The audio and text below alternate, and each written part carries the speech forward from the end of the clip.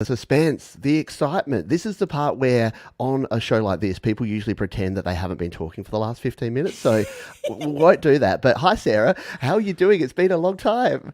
It's been a very long time, and I'm like, it's been a long time, but it feels like it hasn't been, like No. in the world of internet and YouTube. It's like, and I'm Oh, back here after, I think, 18 months or so. yeah, Yeah.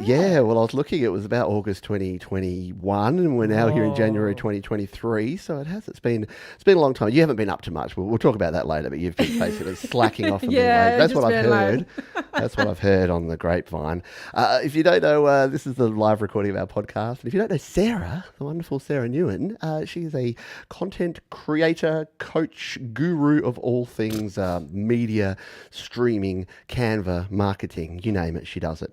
And also, like you had a podcast even before I did. I'm having the mug here. I'm drinking from my Thriving Creator podcast. Has the podcast been on hiatus? Is that back and running? I haven't checked for a it while. will How be bad is back. that? It will be back, but it has been on hiatus as well.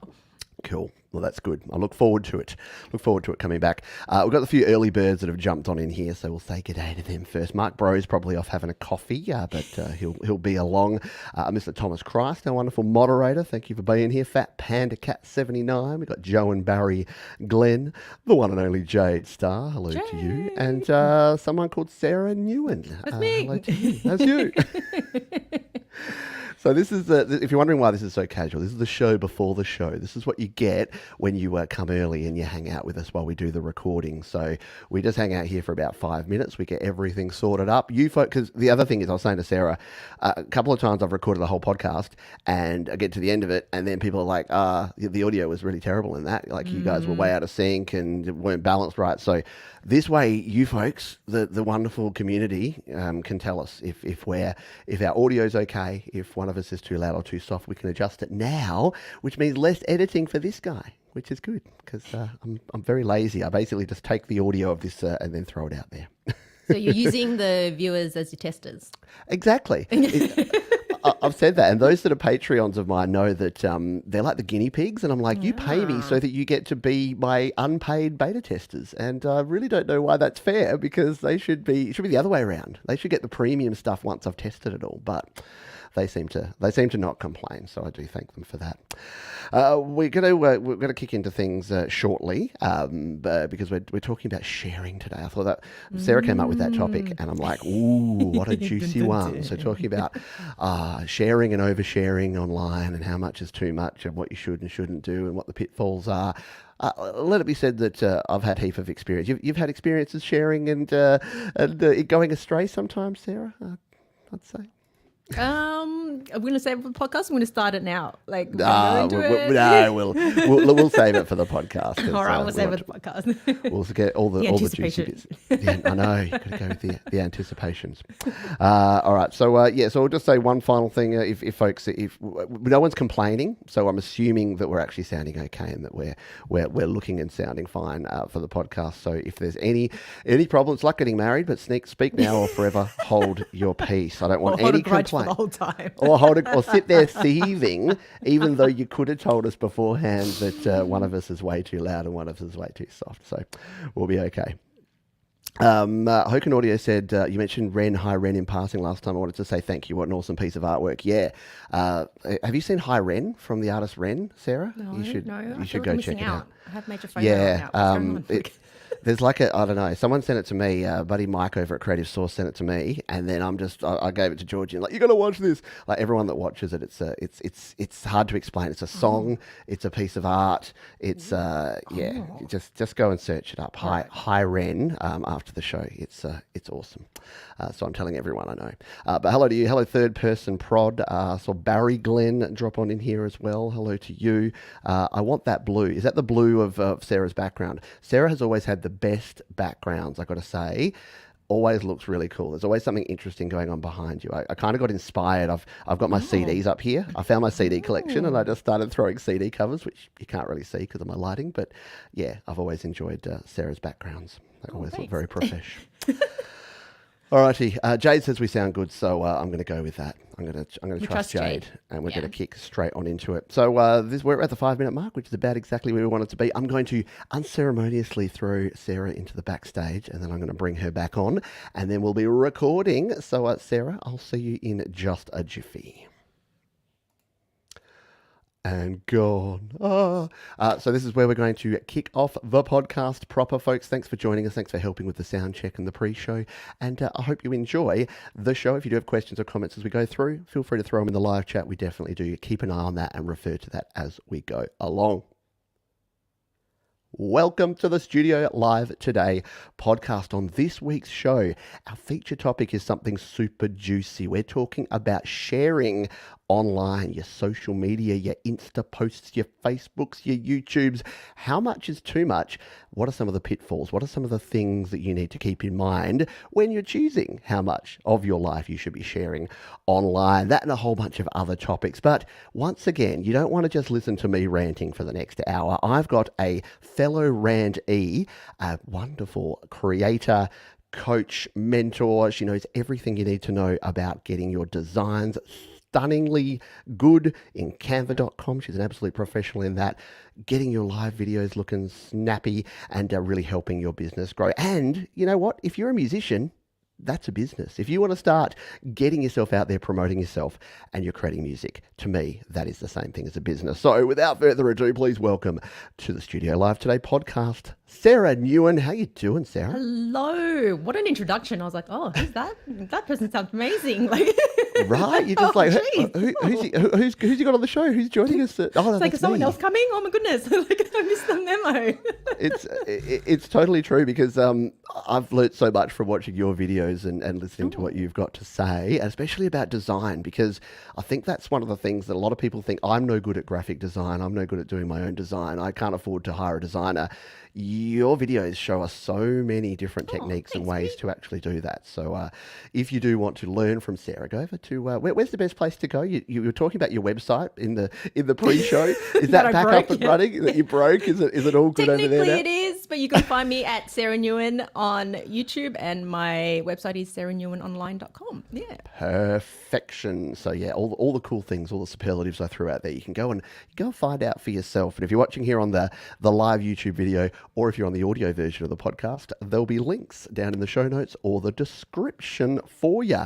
So we've got a bunch of topics to talk about here today, but what I like to do up front is find out a little bit about what's been happening lately. So here on Studio Live today, it's been the usual stuff. We had a great Your Music live show with some great independent music. I did a happy hour on the weekend, as we do all the time. And in GarageBand Weekly, I've been creating a new song. So we did some lyric writing, which was very fun. We even used ChatGPT to help us with lyric writing, which we'll talk about in a little while. But Sarah, what's been happening in your world in the last couple of weeks?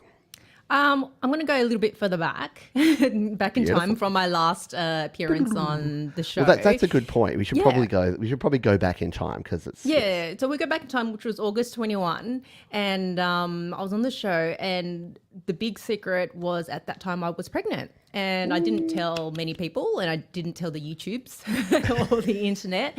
And then I had my first baby in October. And I've kind of been on a break from YouTube since then. Intentionally, don't know. It was just a bit all overwhelming and crazy with all the things going on at the time. And I'm kind of resurfacing and coming back and recreating things now. So I was like, Pete, take me back. Time to come back. Time to come back. Very cool. 'Cause I think it's the fourth time that you've been here on the channel. We've done we did a live streaming basics tutorial, we did a creator series, and one other video at some stage. So you have been here on the channel a few times on some live shows. And I did mention I'm holding, for those watching the video version, I'm holding the Thriving Creator podcast mug that Sarah designed in Canva, printed in Canva, and kindly sent over to me.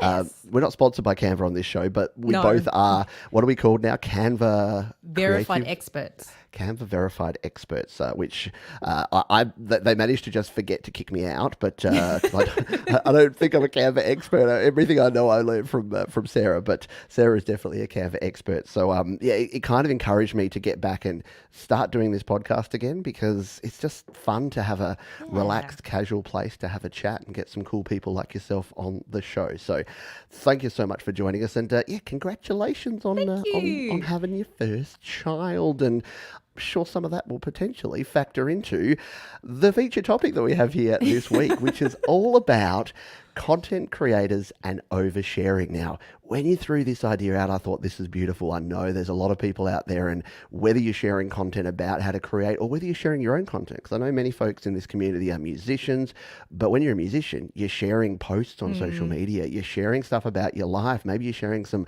backstage stuff or some live gigs, or just there's a heap of things that you can be sharing.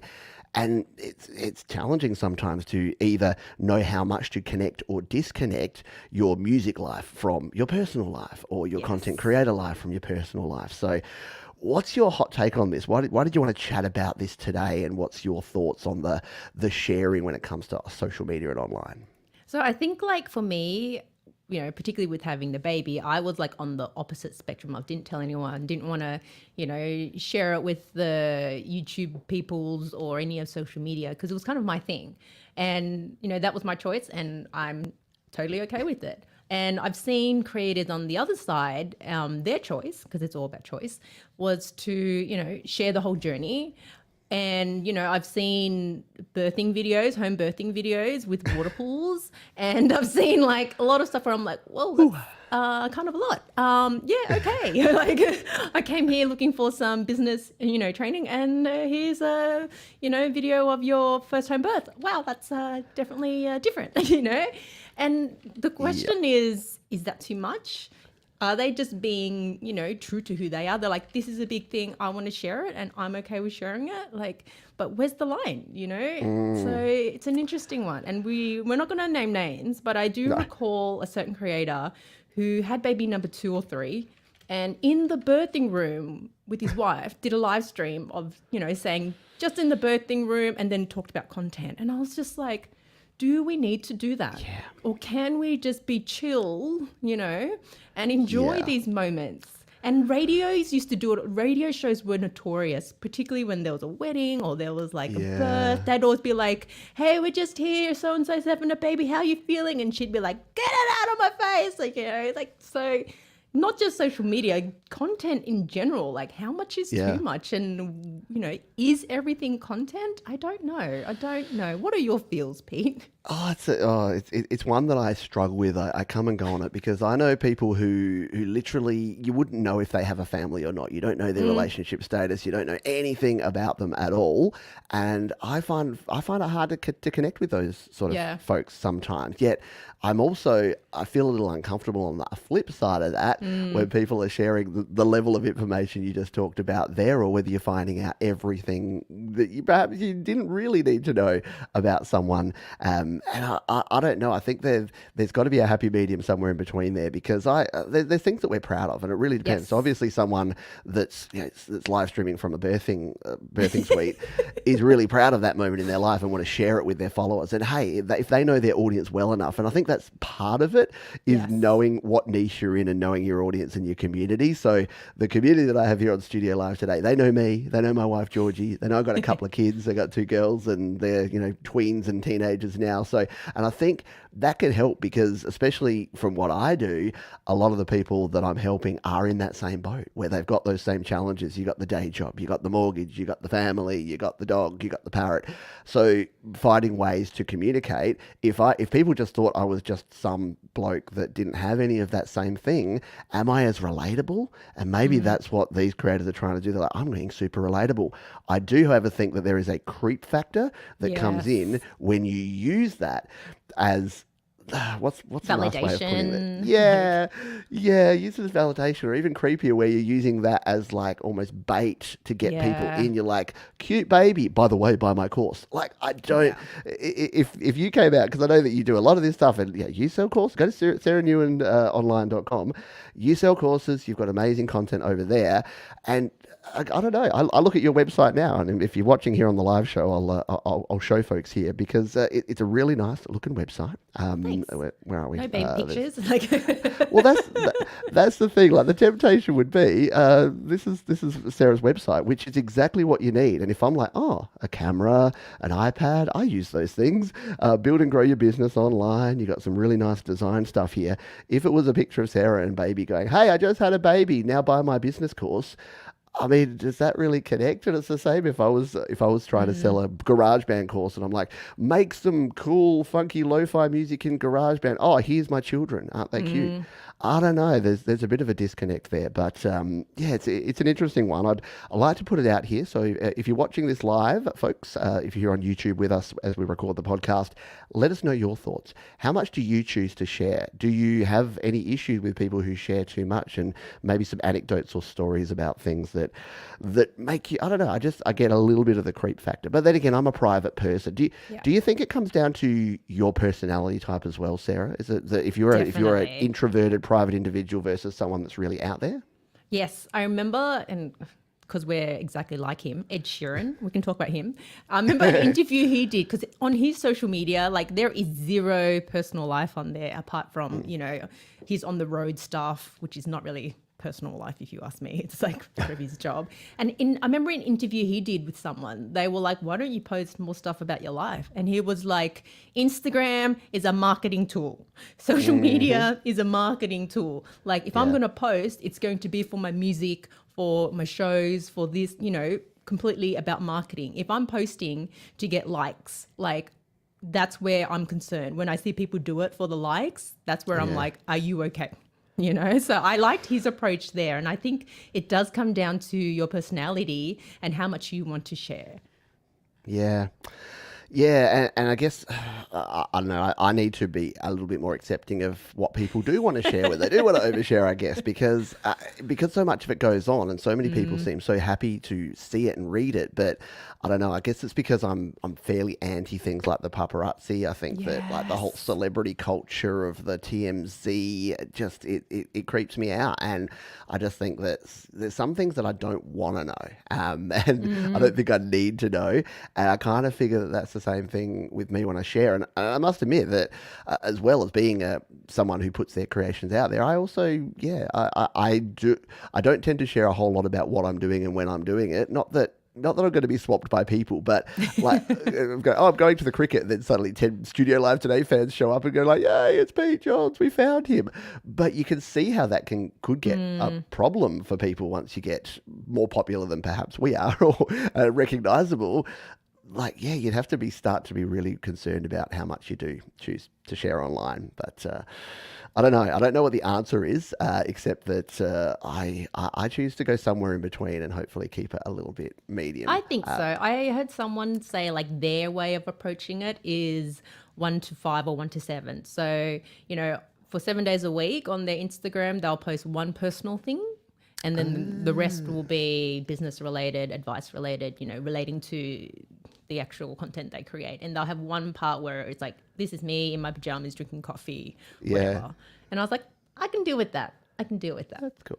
I think, and I think I probably, not even consciously, but I think I do that. So, I will. There's literally a post that I put out a week ago of me drinking coffee with my Studio Live Today mug saying, hey, this is how I start my days. Now go buy a mug.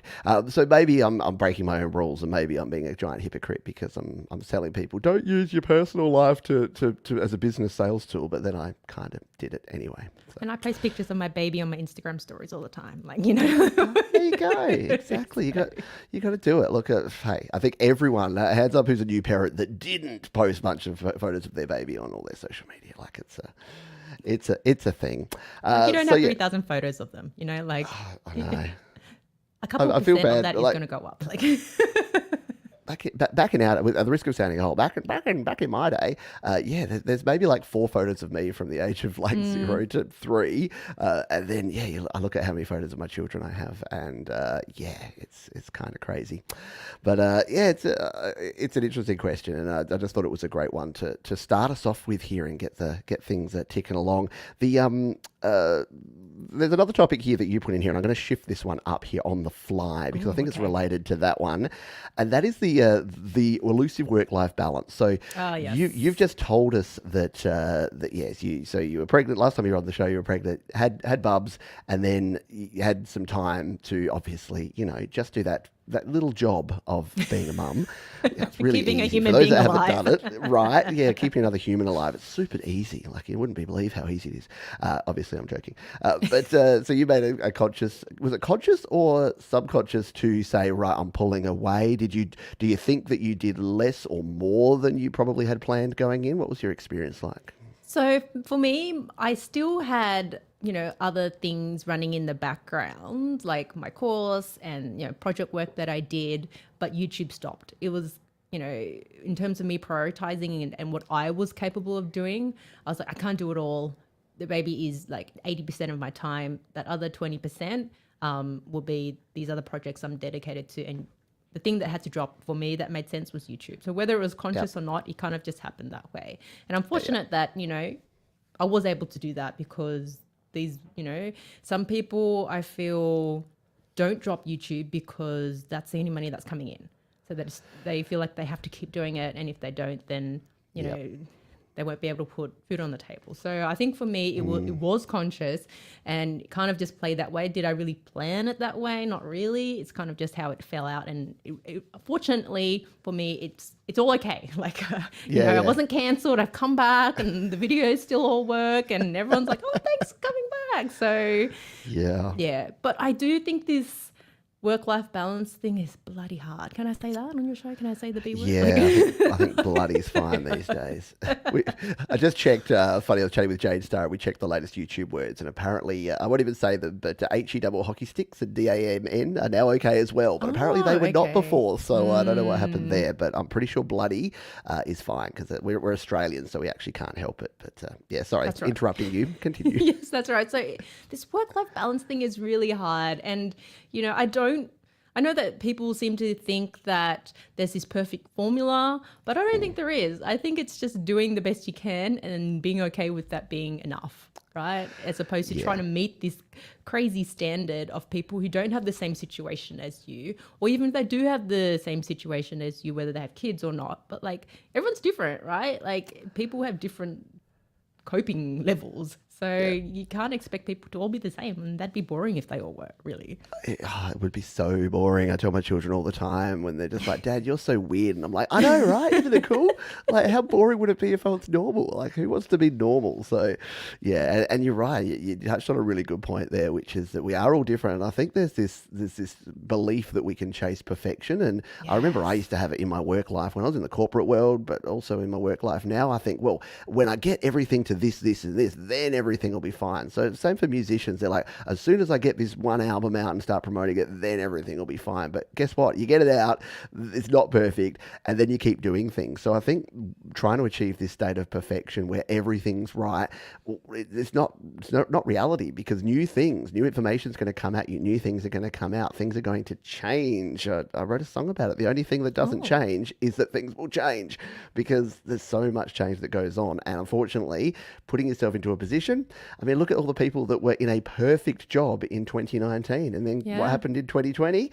Yeah, and then what's happening again now in the tech sector? There's so many people across Google and Intel and all these tech companies losing their jobs now. Why? Because we went through this whole last 3 years. They staffed up big time because it was making hay while the rain shines. Sun shines, and then the sun stops shining, and what happens afterwards? So, yeah, it's an absolute challenge to find that, and I must admit, kudos for you for not trying to grind through, because I've seen people do that and burn out. Have you ever found that you reach a point where even something you enjoy, you try and do too much and you hit that burnout point? Is that something you've experienced much?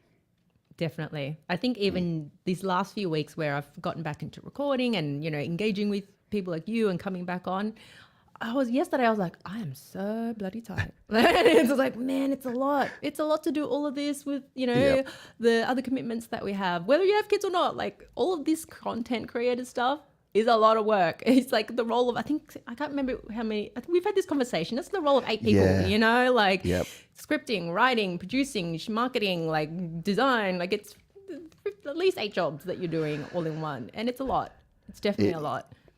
It is, and it is. It's a juggle. It's a balancing act. It's all those cliches, but it's certainly fun to do. It is, and I love it. And I know, and we're not naming names, but I know a creator, and she posted a lot and kept very active when she had a baby. Her choice. Totally respect that. And I remember watching her videos, and she just looked exhausted and like empty, running on empty. And I was like, no, like slow down. Like you don't have to do all of that. And I knew all the projects she had going on, and I was like, you can drop something, like you really can drop something. Like you have stop, please, here's some water, stop, drink, like it's tough. It's really tough.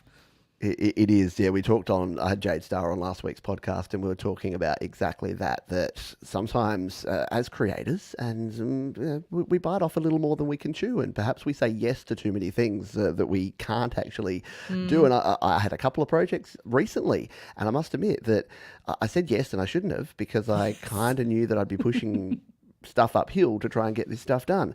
I got to the deadlines and hadn't delivered and felt terrible. So I had to, at that point, go, look, really sorry, really wanted to do this, didn't work out. I'm not going to be able to do it. And I just thought to myself at the time, how many times have I rethought about that over the last 3 months, that I had this thing hanging over me, whereas a simple, kind no right at the start, when I knew that was perhaps more than I could have actually done, would have saved me all of that time. And I think a lot of people in this community and in other communities struggle with the same thing, that you want to be nice, you want to help people out, but you can't do it. Like I get a lot of emails. We're talking beforehand about getting emails, and some of them aren't even spam. Some of them are from real people asking real questions, but some of them are asking for individual help. And I think we chatted about this on a previous show when you were on, that if you gave everyone the amount of energy and time and help that they wanted, they don't really realize that one-to-one thing, it's not just you and them. It's you and them and 20 other people in a week. You can spend your whole life just answering Instagram messages and emails and Facebook stuff. How are you finding that these days, with all the videos you have out there, with we're talking about the Slacks and the Instagrams and the Facebooks and all the places people can hassle you or get in touch with you? How do you manage that side of things, of keeping up to date? I don't. Honesty. I think I've gotten back into responding to YouTube comments that are appropriate, but a lot of the time I get lots of spammy or just pushy emails or pushy DMs going, hey, I really need some live stream coaching, what are your rates? And it's like, no, like no, just no. Like it's like, I'm not gonna respond to that. Like people will be like, you're so ungrateful, that was a lead, and it's like, do I want to deal with someone like that?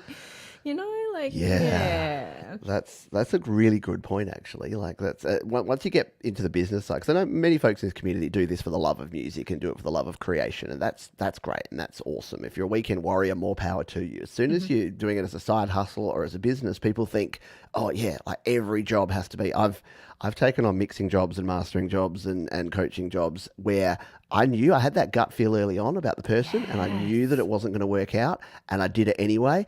And my gut has 100% strike rate of being spot on when it comes to that. And now I just simply say no off the front. And I haven't had a bad customer, bad client, bad experience in 2.5 years. That's it. So learning to filter. It's not going to be perfect. If I offend you because I haven't responded to you, then, exactly. It is what it is. Like, I'm doing the best I can. I really am. Right. Like, I think, Jade was saying last week that people would message her, and then they'd message her 2 hours later going, you didn't respond to me. And she's like, I'm in Australia, bro. It's overnight. I'm sleeping. Come on, give me 12 hours, at least 24 if you can. But it's easy to do. I wanted to talk about a few of the things that people have been saying here in the chat. So Mateus here on the live show here on YouTube says it's tempting, but don't want my kid to sue me in 20 years for sharing his cute faces to everyone. Dogs are a safer choice. I like Fair that. deal, fair deal. In fact, Nirvana are in trouble now because the baby on the cover of their Nevermind album, who embraced it and loved it for 20 years, is now suddenly thinking he doesn't want a picture of his little naked baby body out there on album covers all over the world. So, yeah, it goes back to what I say about creativity: is if you don't own it, if it's not your work, and if you're using other people and using other things, it's always a risk because people could come back and change their mind. Omni Collective Creativity says my profile photo is the only pic of myself per se, which is on my social media, and I know yes, a lot of people are like And that that's okay. as well. That's okay too. Yeah, and if you want to have that privacy, and I think that's the thing, people just assume that social media equals having to share everything about yourself, and it doesn't. You still get to share as much. In fact, you can share less of yourself than you can in real life, in the real world. So I like it. And Fat Panda Cat says I share nothing, no photos, no info, just a cat pic. So there you go. Just obviously the pictures of people's animals are there, and also says oversharing blurs the line between what's acceptable and how intrusive fans can be into a creator's lives. Yeah, there's been some intense cases of stalking. And I guess that's we didn't want to get into the seedy underbelly of this kind of stuff, but that is the worst case scenario, isn't it? I was reading an article about Taylor Swift the other day, and the fact that she has to have face recognition at all of her gigs now because she has a known list of many, like not only one or two, but tens, 20 odd people that are known stalkers to her, that are legitimately threats to her. And I can't even fathom that you can't walk out in public. You have to have a bodyguard everywhere you go, and you can't even be performing in a public venue without having to have like facial recognition scanning to stop the creeps from getting in. So don't be creepy, people. I know that 99.9% of you are awesome, but that 0.1% that want to be super creeps, not cool. Don't do it. Don't do it. Resist. Let's talk Canva.com because it is something that you are, as I said, you are an expert on. I've talked you up about your Canva knowledge because you do create some amazing stuff in Canva. Your latest video over on your channel, and by the way, if you're watching wherever you're watching, you can check out Sarah. Just search Sara Nguyen, that's Nguyen, and Sarah with no H, just because I know there's folks on the audio going, Sarah, I've got no idea. Can't find her. Can't find her. And there's too many of you. You're not that common because you dropped the H. If you had an H, it'd be even more common. But Sarah, there is Sarah's webpage. Your most recent video that I was checking out just today was about video background removal. Now, Canva background removal I've been using for a while. Tell us about video background removal. That sounds pretty awesome. So Canva, as we know, they have a functionality to do video editing, and it's evolving. So one of the things that you can do now is one-click video background removal, which is excellent. I think it's not going to be perfect and pristine if you were to edit it in Premiere Pro with, all of the tools and functionality there. But for background removal, to remove the background from yourself and to add that to an Instagram story or an Instagram reel, it's pretty good, and I think it's time saving, it's quick, and for the most part it works. There are limitations to it, so it's only for 90-second clips at a time. So if you wanted to do it longer, you'd have to cut and upload, cut and up. But they're working on it. They're working on making the video editor become more robust and all of that stuff. But yeah, I like what the direction they're heading with it. I'm going to talk about some stuff that they have in the pipeline, which I think is really exciting. So at the moment in their Canva presentations, they've got transcripts, so automatic transcripts happening. And that's in the pipeline to come into video for stuff. So if you go and do a presentation and you do with their presentation, you can do a recording with your face in it as well. Oh, wow. Yes. I haven't played with this enough because, I've used this very, very small amount. But, normally you come in here and I'll put a layout there and I'll put my graphics and images and the uploads that I've put in here, pictures of me and my face and Sarah there. So there you go. Yep. Look at us. Yeah. Because we're really vain. We have lots of pictures of ourselves. Yeah. Because we're creators. Spot on. But so that's cool. So is in if you record it into video here, they're using some, now it's just AI tools to transcript your video. Most likely. So if you hit that present bar, right, at the top right, hit that, and there's like present and record. So Oh, that's where you wow. can do the little picture in picture. Like Yeah, that enables you to have an automatic transcript. And so that functionality is coming, which I'm like, that's pretty cool for accessibility, for Yeah. content creation. And that is brilliant. in the pipeline. I don't know when because, but I know it's coming to video. Very cool. And for those listening on audio, speaking of accessibility, we're at canva.com and we're looking at the presentation. And if you're not familiar, we should probably take a little step back here. So Canva is an online graphic design tool, kind of started as doing graphic design stuff. So for me in particular, I use it predominantly for doing things like promo tiles for things like Instagram, like I'm doing for this very podcast. All my thumbnails are done in here. I did actually do a video. So I did a song last year called Toxic Ego, and I used because Canva Pro comes with built-in clips. So it actually has little, what do they call them? Stock footage clips that you can use. So I did an all stock footage video. I'll see if I can find it in here, which is again going to be great for the folks on the audio version to be able to see this. But if we come into my projects here, so there's my my Toxic Ego, which I just did as a presentation, but because you can embed video, it does make it super cool there. But now having the ability to do background removal for video, that's pretty awesome. So you can have a little talking head of you. So if you're wondering how you use this, say you've got a presentation and you want to put a little talking head of you saying some stuff over the top of that presentation or over a static image or whatever it is, then just shoot yourself on your phone in the nicest way, and then just go and throw it in there. Now, you were saying in the video, make sure that you've got a good separation from your background if you're using tools like this. Ideally, as I said, it's not perfect, but it's pretty good for the most part. Like you're going to get a little bit of, parts that you're like, oh, I wish it took that out. I hear rumors that it's in the pipeline for an eraser to be made available, but we don't know when yet. It's coming. Yeah. So, bit by bit. That would be cool. That would be cool. Yeah, and I must admit, just the static image removal stuff is something that I use all the time. So I've got, and again, for those on the audio version, I apologize, but I've got something that my daughter put together. My daughter loves Canva too, and she put together this one, which is called the Pointing Pete's.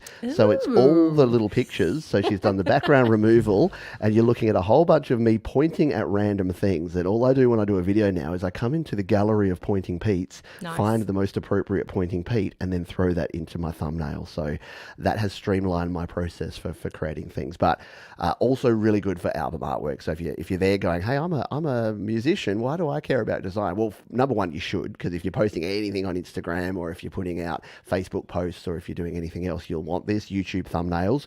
But album artwork, it's fantastic for that, because even the free version, there's a heap of clips in there. There's a heap of different designs and patterns. You can bring in your own, upload your own photos and stuff as well. So it's super cool. And I think the big selling point with Canva is that it's not about being able, well, it can be, but it's not about, having an award-winning design. It's about having a clean design that works. And they've got templates that allow you to do that. And you don't have to learn how to design. You can just replace your own text, replace your own colors and images. And that saves you time. Like, who wants to learn Photoshop? Photoshop is so unintuitive and clunky and resource intensive. Like, seriously. Yep. I must admit, I used to be a Premiere Pro and Photoshop user and paid for the Adobe Adobe Premiere thing. It was like $30-something a month that I was paying for that. And now I've got Canva, which I think is about $10 a month for the Pro version. Around that, $10 US. But it's all 15, around that mark. And it's super valuable. And then I use LumaFusion, which I paid for once. And I do all my video editing on LumaFusion on my iPad and iPhone. I do all my design work in Canva, where I don't need to know how to do everything. If I want to do background removal, you just click on an image and tap background removal. And one of the coolest things, so this will be a nice segue into our next topic, but everyone's doing it, which is text to image. So they've even got a text to image engine in here. So if we can say two demons recording a podcast in cartoon style. Not that I'm saying that we're demons, but I don't know where the demons thing came from. This is why you should be watching the YouTube version, folks, because you get to see this sort of stuff live. But if you're listening on the audio podcast, come on over to studiolivetoday.com and find that. So, that's their interpretation of demons. That's their interpretation of demons is, well, I guess those people look like, I worked with a couple of people that look just like that in the corporate world, and I can tell you, demons. But like most things, trial and error is your friend with stuff like that. You'll find things you can do. Now, I reckon go to Sarah's video. So go to Sarah's channel, go to her video, because you've got a link down in the description of that video that can actually give you a trial of Canva. And again, this wasn't meant to be a promo for this, but if you're looking at all that stuff and going, I want to give it a go, but I don't want to spend any coin, I think you get like 30 or 45 days or something free. So the normal trial is 30 days, but under my link, it's 45 days. So you get an extra 15 days for free. Why not? There you go. And that's long enough to check it out and know if it's for you. Because I did exactly that when I probably even used your link. When I was first using, I was trying to find something that worked for me. And I wanted, I went to Google and I went, easy website for designing thumbnails because I hate Premiere stuff. It was something like that. And I stumbled across Canva.com, and then I was looking for tutorials about people seeing how they use it, and came across Sarah. And I'm just like, oh, okay. You can actually do some things. It's not hard. It's really simple to do. So if that interests you, jump on over to Sarah's channel, linked in the show notes or the description, and check out that video. See how cool it is. And there's a heap more about doing mock-ups in Canva and doing graphical editing and text editing and everything that you want to do image-wise. And again, video is coming along strong. So if you really hate video editing and you want it to be simple, you can use something like Canva.com. That's a good segue, as I said before. I mean, I don't think we've had a podcast episode in the last 6 that hasn't mentioned this, but ChatGPT, text, AI text. You were before your time, because you showed us, I think it was Jasper AI, was it? Yes. You showed us a year and a half ago. It was in its infancy, but you were showing us this stuff, and you were showing us how you could use this to write your scripts and to write things. We've now got ChatGPT. You mentioned Canva, right? They're working on something there. Where's all this going? How useful is it? What's your hot take on this whole area, Sarah? So last time I was on the show, it was Jarvis.ai. So they've changed the name 4 times. So they were Conversion.ai. Then I don't know why they changed it to Jarvis.ai. And then they got a cease and desist from Marvel going, that's too close to our in our product. And then they changed to Jasper.ai. So I think that's the end of name changing, hopefully, for them. But they are a great AI text generator tool, and particularly their user interface is just easy to use. The thing that I like about them is they've also integrated Chat GPT. Okay. And so it works really nicely within their interface as well. And where do I think it's going? What do I feel about it? I think there's a misconception about Chat GPT. I think anyone with the title of CEO is like, oh my God, this is revolutionary. It's going to change the world. But there are a lot of problems that come with Chat GPT and AI writers in general, right? Yeah. They don't know what's accurate and what's not. They make stuff up. If you go and write, actually, let's do it now. Can I share my screen? Yeah, go for it. Yeah, All you right. should be able to We're right there. going to do share screen. Okay, yes. We're going to go over here, share, right? So I'm going to go, I'll make it a bit bigger so you can see it. There we go. So this is Jasper Chat, which is Chat GPT within Jasper, the paid version of Jasper. Yeah. If I tell it to write a bio about Pete Johns from studiolivetoday.com. Ooh, okay. Let's see how accurate it is. Okay, so write a bio about Pete Johns from studiolivetoday.com. That's your website, right? Yes. Okay. So let's just see what live here Jasper Chat comes up with, right? Always new. The joys of recording live. Oh, okay. That's it. Okay, let me this. Oh, dear. Ooh, look at Do you want to read it to us in your best YouTube presenter voice, Sarah? Do you mind doing that for us? Okay. Pete Johns is a music producer, sound engineer, and studio manager at Studio Live Today. He has worked with some of the biggest names in the music industry, including Grammy-winning artists, top 10 charting albums, and projects that have been featured on national television. Wow. With over 15 years' experience, he specializes in live recording and mixing for a variety of styles, ranging from rock to hip-hop. Oh, yeah, I'm down with the kids. As a dedicated professional, he strives to create an atmosphere where artists can feel comfortable creating their art. Pete works closely with his clients to ensure the highest quality results. Like, I think that sounds pretty amazing. Don't get me wrong. Yeah, I'd hire that guy. It's not me, but I'd love to check out whoever the heck that is and what they're doing. But wow. So very Okay. well written. Great bio, not quite accurate, right? No, So, there's but you could very definitely use the core of that Yeah. to form a bio about you, right? Like, Yeah, absolutely. And I think that's the thing. It's more about the structure, isn't it? It's more about Yes. how it comes together as opposed to what's actually in there, what the content is, because the content will change over time. And I think a lot of it, especially ChatGPT, the version 2 that most of us get for free was sort of 18 months ago now. So it's really old information anyway. And yeah, it's a starter. What I've heard a lot of people say is it's a good way to start the Yes. process. So if you have a blank piece of paper or a blank screen in front of you and you're like, I just don't know where to start to write a bio, then you could just do that and then just remove, Grammy winning with really good and light rational television with his own YouTube channel. But yeah, it's definitely cool and it has some uses. But yeah, I think you're right. I think in order of excitement, the people that know, like the people that are actually the coders, are just like, it's iterative, it's fun, it's going to help a few people out. The people in the middle are terrified because they think that their bosses are going to think this is going to replace their job, and the people in the C-suite at the top are like losing their mind because they think it's the best thing ever and it's going to save them billions of dollars in cost because everything's going to be done by a machine. And I think none of that's right. I mean, the closest people to be right are the coders who are just like, yeah, it's pretty cool, but we've been doing this sort of stuff for 10 years. It's not revolutionary, it's evolutionary, and Yes. it's not perfect. So please don't just go out there and start using it Yes. without checking it. We'll still need humans to check this stuff. So definitely. And I think the important part is that think of it as a writing assistant, right? The structure, the base, Yeah. the ideas. I use it a lot to help me come up with social media captions. Who can think of that from scratch all the time anymore? Exactly. Like, and the Yeah. hashtags. Give me some ideas for that. Like that stuff. That'll be monotonous ideal. Stuff.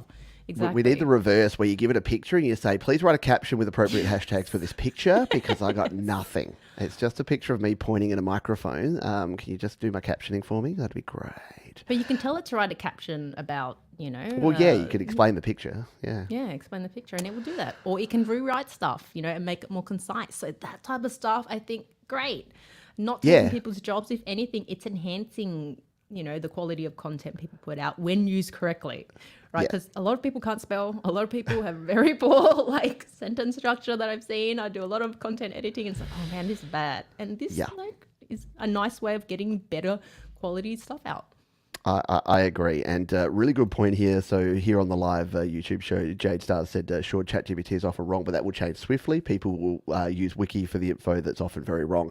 And that's the thing. That's why they're doing these public betas. It's not just to give you this fun tool to play with. If you notice in there, it's listening creepily, yes, sure. But when you sign up to that and you accept through OpenAI or through any of these platforms, they're using that data. So every time you try and iterate on something, so you go, that wasn't quite right, now do it with this, that data's going back into the fold. So if you said, Pete Johns actually hasn't won any Grammys, could you please remove that part? It'll remove it, but it'll also flag that as data. And if enough people do that, then it learns over time. So that's going to be where it's going to work, is that it's kind of like life, and it's kind of like creating music or anything. It's like you need to work out what doesn't work. That's as important to fail and get it wrong and learn what's not working as it is to learn what's working and get it right. So the more you do, the better it's going to get. So yeah, and I don't think it's going to take all our jobs. I think it'll just create new jobs. It'll be different.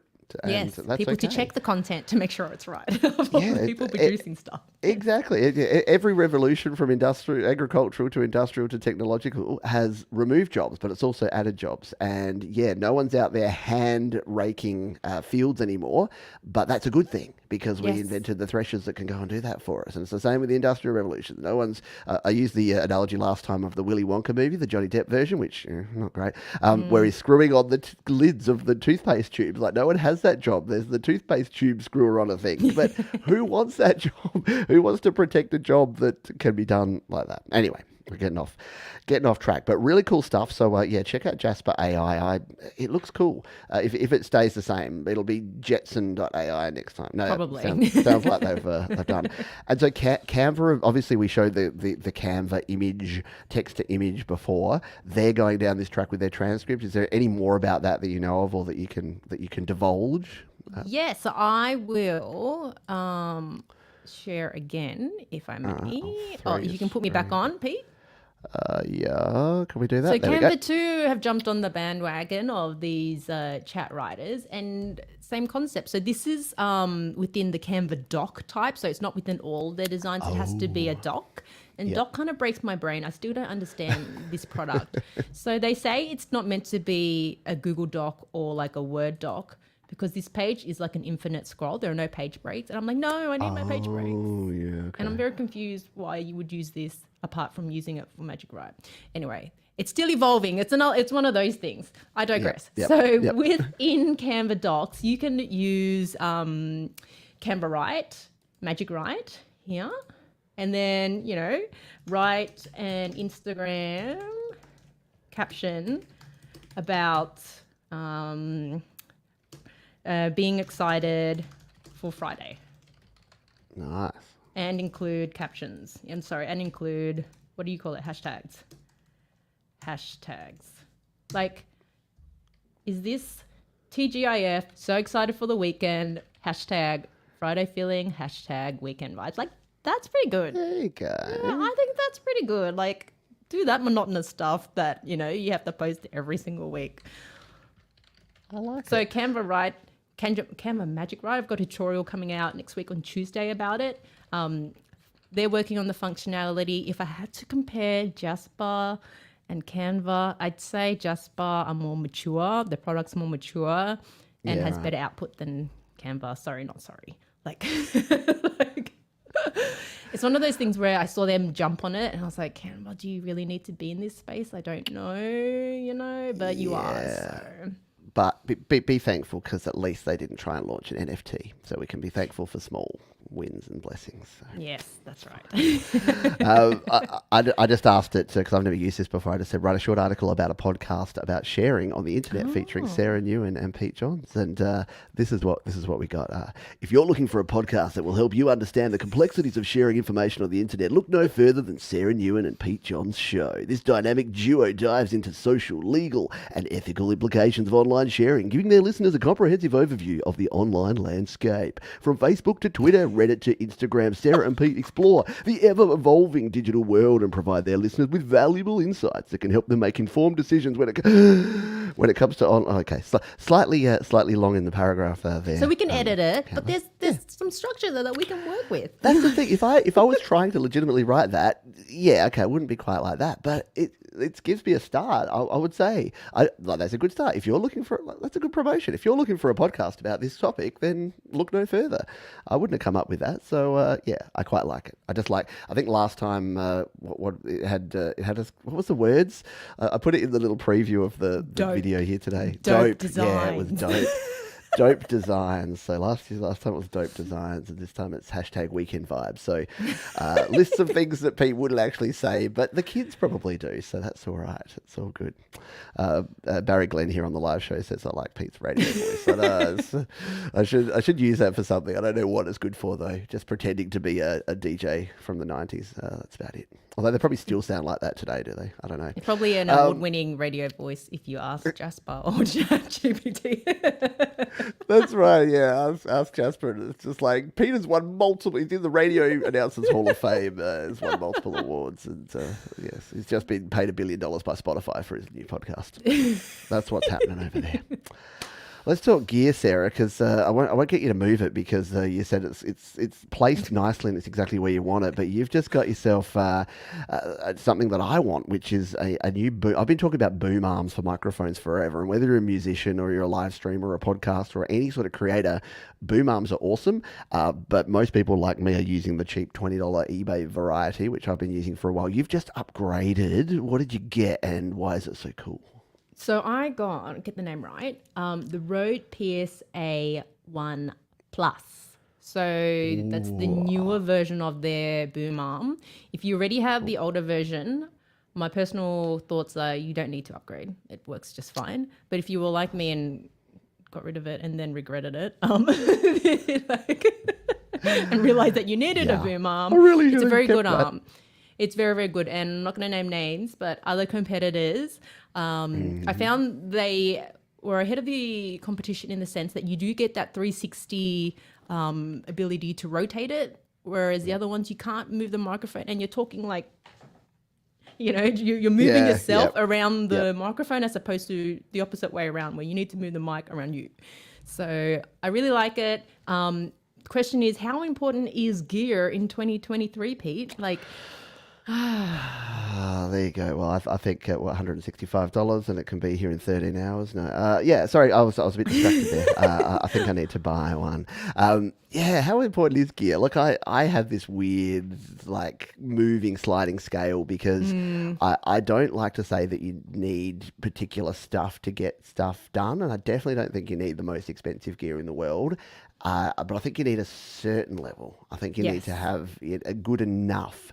But I think, and that will vary. That'll be different for different people. So, neither of us are using, like you're using a Deity mic there. I'm using an Audio Technica mic here. I'm using a $20 eBay mic stand. You're using a $150 Rode mic stand. Like there's different things, and it'll work different horses for courses and different strokes for different folks, all that sort of stuff. But I think that the weird thing about gear is, I think the last 10 to 20 years, and I know that's a broad time, but specifically the last 5 years, I guess, we've kind of reached almost a plateau where you Yes. don't need to be constantly upgrading, especially when it comes to No. technology. I don't think you need to be constantly upgrading. I think everything I have right now is fine to the point where I haven't upgraded my phone in 3 years. I haven't upgraded my iPad in 3 years. I bought the Mac M1 Mini when that first came out, and that's still fine, even though there's all these new shiny models, because it's just like it's not the old thing. There used to be that old thing where the old joke was you buy a computer and the second you walk out of the computer shop, the new model comes in and your old one doesn't run the stuff you need it to run. I just don't see that happening anymore. What say you? What's your relationship with gear in 2023 and moving forward? I think, like, particularly because I had a break and I came back and I was like, the attitude of, do I need to upgrade? Like, honestly, do I need to upgrade? It's like, no, everything still works. I'm still getting good quality out of it. Is there new gear to buy? Yeah, definitely. Like, there's always a new Sony camera or a new Canon camera coming out, but Yep. does what I have produce high quality output? Yes. And I think it's good Yep. enough. Now, as I said, I got a bit Marie Kondo and chucked everything out because I was like, nothing brings me joy, and went the opposite direction. I was like, oh no, like I need things back. But I think no, you don't need to constantly upgrade anymore. As you said, I think the quality, if your staff produces good quality stuff and you're happy with it and it works, keep running with it. I don't think there's a need for that.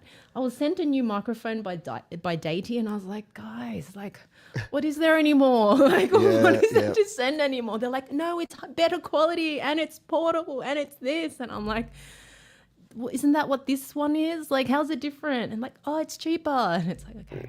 Yeah, I must admit, I do feel a little sorry for the manufacturers of things, because it's at the point now where if you buy good enough stuff, you don't need to replace it that often. Like a lot of stuff that at the lower end, it'll last a certain amount of time. So, for instance, I'm on my third $20 boom arm. Yep. So I'm at the point now where I'm like, well, what if I do go buy a PSA 1 Plus, I'll spend 5-6 times as much, but I'll probably never replace that, or it Yeah, might be 10 probably. years before I replace it or need to even think about it. So I think that the more high end you go, at least you have that. And I know with audio in particular, because a lot of folks here are audio creators, it's hit that plateau now where no one, like it used to be, oh, well, if it's 16-bit audio, well then, I'll wait around till 24-bit or 32-bit audio comes out, or, the preamps on these old audio interfaces were a bit shoddy. So, you need a separate preamp. Whereas now, for $100, like anyone can get really good quality audio, and any mic that's around the $100 mark as well. Anything from your Audio Technica, some of the cheaper Rode mics, Samson, and like there's so many brands that just make really good quality, affordable stuff that sound great. Yeah, you're good to go. fine. Even the camera situation, I know you have a much fancier camera stuff than I do, but I bought the Logitech Brio, which at the time was about 300. I think it's now about $150. It's super cheap now, and it's like a 4K webcam and a couple of $20 box lights and a 4K webcam. And I'm not saying I look perfect, but you get a decent sort of video for doing live streaming and doing the stuff that I do. So yeah, I think we've kind of almost reached that plateau. Whereas unless you're really high end, I've always compared it to wine, that if you're drinking $20 plonk, then you're fine. If you go to a $5 bottle, you're going to really taste it. It's going to taste like rocket fuel. But I ain't buying no $100 bottle. I don't know about you, but when I go to a restaurant, and I just scroll straight to the top and usually buy the second one down, because I'm like, I don't want to be that guy that buys the cheapest bottle, but I'll buy the second one on the list to look a bit classy. But I don't tell the difference. There's no difference to me. Like you said, I think it's like if you need one, yeah, it's good, right? If you threw it out like me or donated it and then you need one, yeah, go and upgrade to the newer one. Same with the Rodecaster Pro. Like they came out, their audio interface with the 2 version. Yep. And all the reviews I said were like, you know what? If you've already got one, is it worth upgrading? And honestly, most of them were like, no. Anyway. People ask me constantly, they're like, when are you getting an M2 Mac, Pete? And I'm like, I bought the M1 and it works fine. It's great. And they're like, oh, but don't you want? No, I don't actually. Like, there's nothing I use that needs the power. It's great that it's there. And, when the M3's out and my M1 gets a bit long in the tooth, then maybe. But, there's not the need, whereas in the past I was upgrading way too often. So I think it's a bit different. Where are we at? We've got about 5 minutes left. So we've got a couple we'll do a couple of quick, I told you it would go fast. We've got a couple of quick things I wanted to talk about here. You mentioned this one, the state of the creator nation, and then you put lol, and our predictions for 2023. What's your hot take? What's your, if you had to rant, if you were in an elevator for 1 minute and someone says, what's happening in the creator space in 2023? What do I need to know about it? And should I get into it and start creating video and content?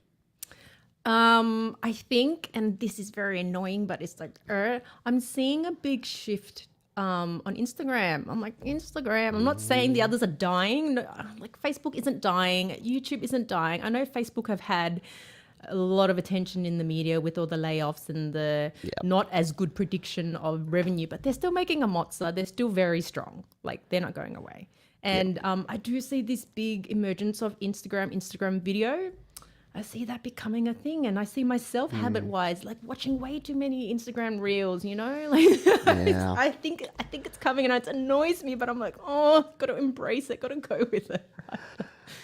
So that's the place to be in 2023 is over on Instagram. That's where I think we're going to. Instagram, I'm seeing like the shift in people spending more time there, and I'm seeing a shift in people creating more content there. Not to say YouTube's dying, definitely still create your YouTube content, but I'm seeing Instagram as a platform that, will continue to consume more user time. Yeah. Yep. Do you think that short form content is going to continue its kind of rapid rise through the TikToks and the YouTube shorts and the Instagram stories and things we've seen in the last year? Yeah. People are like, why don't you do YouTube shorts? I'm like, I haven't got time to do a 15-second video. I'll do my proper tutorial. I'm not doing a 15-second video, but I do see that continuing to evolve. Is YouTube Shorts taking off as much as, the equivalent on Instagram? I don't think so. I think they wish it was, but I just don't see that.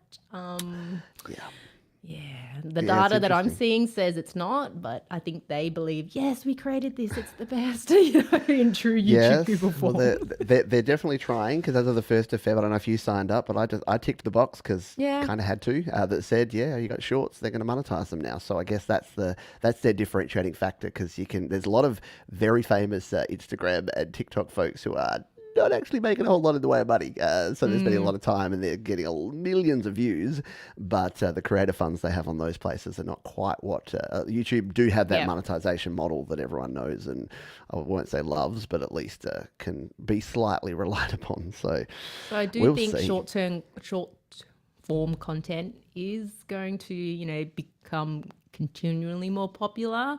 Annoys me as well. I'm like,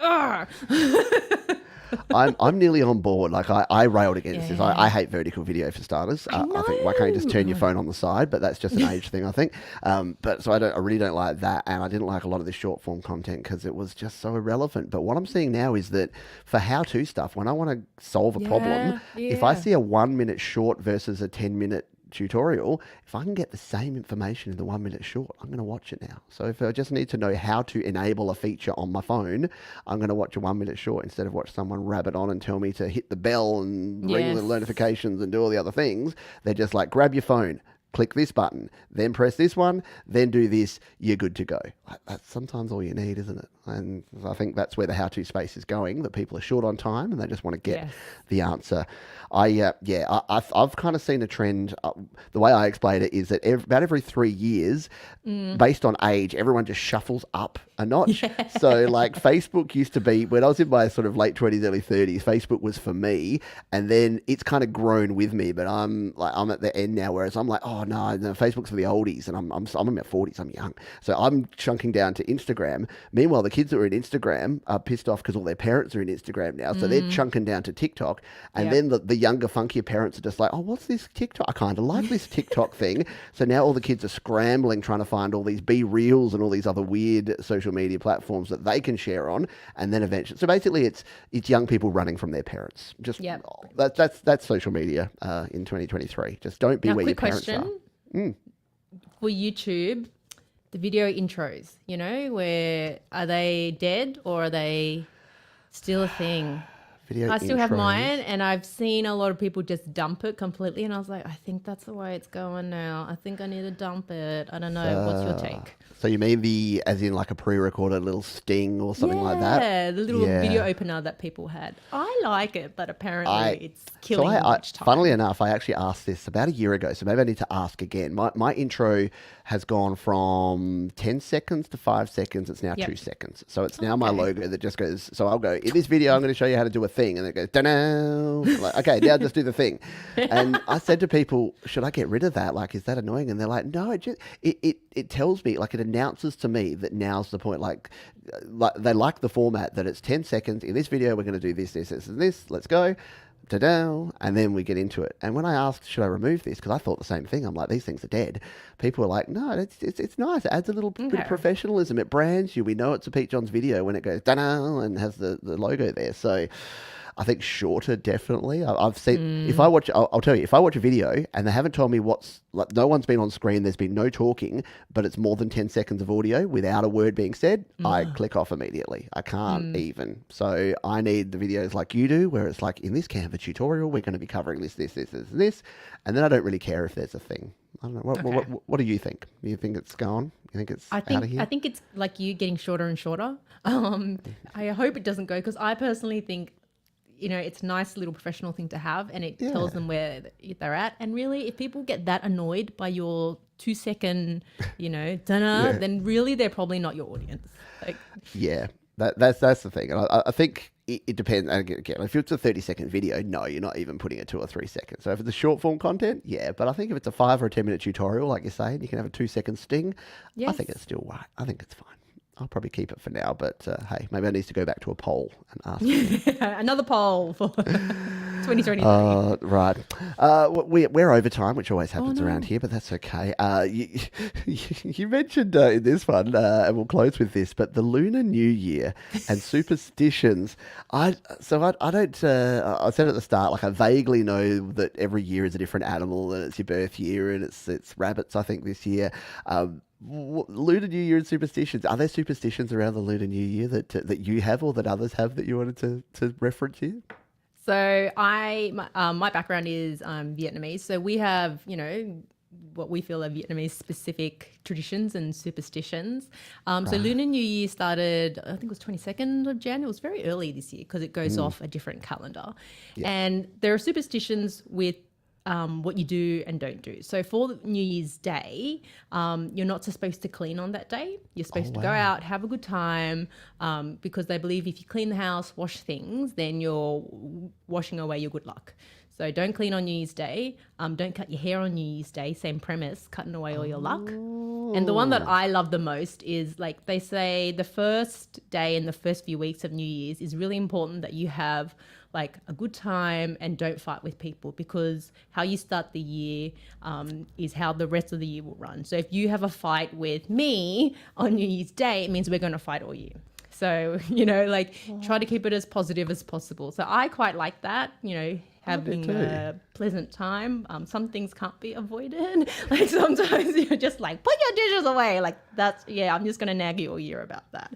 So I do like that superstition. And I think it's kind of just a nice little thing to have. So I agree, and I like it. Like I know that some people are all into it, and some people are very anti it. I sit on the fence. Not surprisingly, I'm a moderate. I sit right in the middle of this sort of stuff because I'm like, a lot of this stuff that's built around like the beliefs that people have. If they're built around good things, and if they're making people be nice to each other and do good things, then there's really zero harm in that. If you have the superstition where all year if you see a black cat, then you think you're going to have 7 years bad luck, that's getting a bit rough. That's going to be hard to avoid. But obviously this was around, and I think that's true, around getting off on the right foot and having that. It's the same like every day when you wake up, the whole affirmations thing or whatever you want to do with that, or taking a few deep breaths or meditation if you want to get deep into it. Some people can say, it's just woo-woo BS. But if it works for you, how about more power to you? How about just accept that it works for people and you don't have to do it? But I just thought that was interesting because I know nothing of this.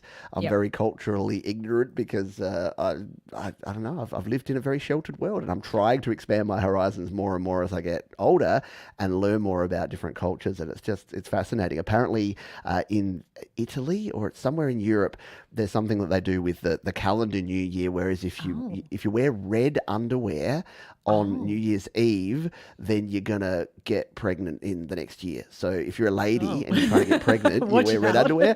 So apparently if you're a single lady and you really don't want that, stay away from the red underwear on New Year's Eve and you should be okay for the next year. But this is not contraception advice, folks. So please don't rely on that because Pete said that'll work. It'll be all good. We go way off on tangents on this show, Sarah, but you knew that coming in, so I don't feel too bad about it. What's coming up for you then from here? Because you're kind of back, or you're semi back. Are you at 100%? Are you at 50%? You're going to start pumping out cool live streams and tutorials in the coming weeks and months? So I think I'm coming back and doing as much as I can. I think live stream soon. Not quite there yet, but soon with the live streams again. Definitely a lot of cool things that Canva have done or are doing. So lots of stuff in that space. I want to do a bit more stuff with this AI text writers, because I really think it needs to shift from being this, fearful or gimmicky thing to how do we actually use it to fasten our workflows and create better content faster type of thing. So some stuff in that space coming up for me, and more YouTube training and whatnot. So that's me. Excellent. Very good Instagram stuff, which annoys me, but it's coming. Yes, please go follow us both on Instagram. We say reluctantly because it'll help us pay our bills and keep the lights on. Very cool stuff. That is awesome. I'll tell you at the end, we'll finally let you know where you can catch Sarah. But for those that are around Studio Live today, we've got a bunch of stuff happening this weekend. We have a YML Extra show tomorrow. So if you can't get enough live independent music, we had so much in the backlog that I'm doing a premiere of an extra edition of that tomorrow. Got the happy hour. I'm doing British music, bit of Brit rock on the weekend, which should be a lot of fun. Get your Oasis and your Blur and your Radiohead going on there. And then we're recording guitars on GarageBand Weekly this week. So there's a heap going on. If you're a Patreon, we're also doing a Patreon Live. And if you want to support on Patreon, there's links in the description, in the show notes that you can check out. If you want to jump over to Sarah's YouTube channel, it is Sara Nguyen, as Nguyen. I always say it wrong. Sara Nguyen, which is SARA space NGUYEN. You'll see all the bright, colourful Canva backgrounds and nice colours over there. And you can, of course, go to saranguyenonline.com to check out all the links and all the stuff and follow her on all the places. Sarah, it's always a great fun time. It's always a pleasure having you on the show. Thank you so much for being here today. Thanks for having me. Thanks, everyone. Cheers, folks. We'll see you next time on Studio Live Today podcast. Bye for now. And we are still live with folks here, Sarah. So before you start saying anything, I didn't make it really clear that we've still got the live chat here. So these are the people that are the hardcore. So well done, you're hardcore, because folks that are still here at the end watch the whole live recording. We thank you for that. So thank you, everyone. Thomas Christ says, there's Sarah on thanks, YouTube. Thomas. So make sure that you jump on over there. Back to my roots. Yes, my British roots. So that is my hair. I know nothing of my heritage, but I think it was from like Cornwall about about 6 generations ago. But yeah, so that must be the British in me there. I'm just trying to see if we missed anything, because I was trying to watch the chat, but there's lots of things going on there. Darren says that intro shouldn't be too long. Yeah, I don't know. I just, some of those where you just like, you go in and it's like 30 seconds because it's like live streams, podcast, tutorials. It's like, yes, we get it. Just get to the stuff we're doing here. I like it. I'm just trying to see if there's anyone else that's got any comments or questions that we may have missed. Everything looks good. Yeah, as Omni Collective, even Jadestone and Ron Wood have their signature intro sound. Yeah, that's the thing. Like, I think if you have a sound that associates you with or a video or a color, like, again, if it can be visual or it can be auditory, like, I always know a Sara video because it's always got your face and it's always got really bright color. Well, almost always got your face, but it's always got those bright colors. And I think that just sort of pops out at you and it creates that brand. And, you know, that's what we have, isn't it? We have the ability to create a brand around what we do. So very cool. My ancestors were pirates, probably. Maybe. Arr, arr. Cool. Did you have any final thoughts or questions that you didn't want to say in the formal side now that we're in the casual chat zone? Oh, it's just really fun to come back on and to see everyone, and everyone's, it's been nice to come back and everyone's been like, hey, and I'm like, hello, it's me, remember me? I know, it was cool. And yeah, I know people had actually reached out to me because, you're on the show, every a couple of months we'd have you on there through to like 2020, 2021. I remember the first time that we caught up, this is how I knew Sara was one of my people, is that, it was through D Nimmin, I think, or Nick Nimmin, like one of their live streams, and I kept seeing your name, and I'm like, and then I looked at your YouTube channel, I'm like, oh yeah, we're kind of running in the same space, and I'm like, oh, and she's in Sydney, she's Australian, that's super cool. And then, started watching your stuff, and I think the first time we caught up was, I was drinking a beer, you were drinking a gin, we were sitting here having a chat on Zoom, and just catching up and talking about creating stuff, and I'm just like, I think Sarah's my people. I think she's one of us, she's part of this community. So from then it's been, again, we missed having you around for the last year and a half, but we know, despite the fact that I said it's super easy, we know you've had important work to do, and bringing up a now toddler, I guess. I've gone from baby to toddler and going to be sassy 3-year-old telling you what to do before you know it. Yeah. No, it's interesting. I had like someone comment, and I remember very vividly, it was 6 weeks after I gave birth, and they were like, why haven't you released anything? And I was like, I've been busy, mate. Like, I've been just a little bit busy. Yeah, get back to it, Drew. Yeah, get back to it, you lazy bum. And I'm like, it's kind of inspirational, and not that I wanted to use you as a test case, but like I'm having a couple of weeks off in April because I'm actually having a holiday for the first time in about 5 years. And I was thinking, I already started getting stressed out about, I'm going to have to pre-plan all this stuff and I'm going to have to pre-record all this stuff. And then I'm just like, or maybe people just understand that I'm a human and I'm allowed to have 2 weeks off every 5 years.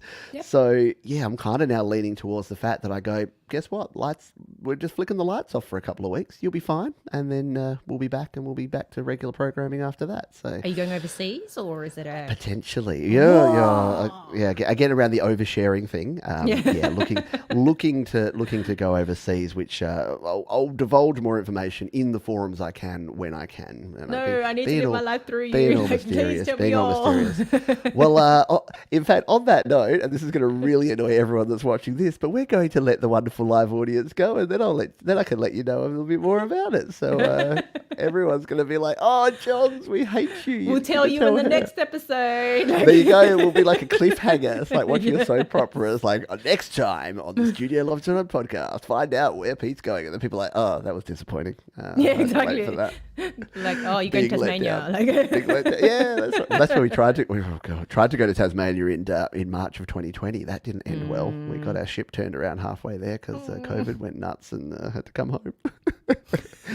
Anyway, thank you everyone for being here live, and thank you to our guest Sara. We will have her on again soon now that you're back at it. I'm sure that we've got plenty of other stuff. Once you get all the Canva stuff sorted out, you can come and teach me how to completely automate all of my YouTube scripts using Canva. That'd be great. We'll do that. We'll definitely do that. That'll be Robot Pete. Maybe before I go away, I could just be, I'll just set Canva and I'll just tell Canva to just put out videos for me. Surely it'll get to that stage by then. It'll just be Well, like, you're like put a Grammy video. award-winning producer, you know. So That's right. I'm gonna. Sorry, folks. I'm gonna go prepare for my national television appearance that apparently I'm having later today.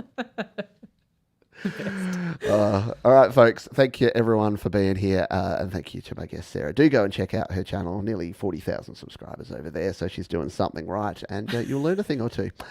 All right, that's going to do it for us, folks. We'll see you next time around. Bye.